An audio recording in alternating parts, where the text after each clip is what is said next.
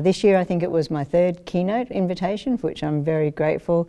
We had the opportunity to think in this very important Universities Accord year about what students' transitions, achievement, retention, success might mean and how that might be framed.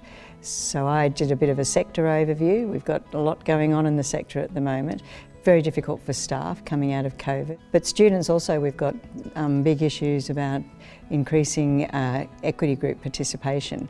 We've got a well-recognised issue with schooling inequity in Australia, being called out a number of times, and we really need to get that setting right to ensure that those students will come through to any tertiary education. I think students have really appreciated the flexibility that they got over the COVID period, and now they need to be assured that if they're going to come onto campus, that they're doing worthwhile, meaningful, relevant things that will engage them and further their learning aspirations.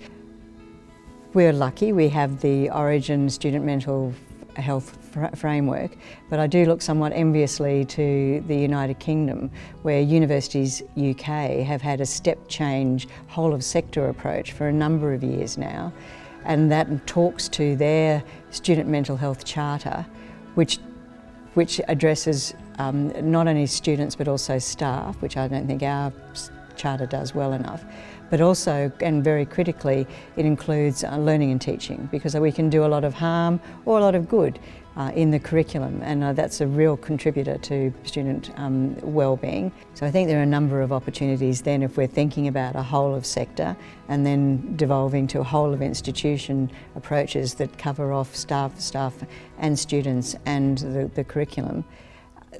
I think the Tertiary Education Quality and Standards Agency, TEQSA, could start investigating or thinking about what the opportunities are there and doing perhaps some reporting and assessing what's happening. In the UK they do have awards and accreditation opportunities, so there's another possibility for us.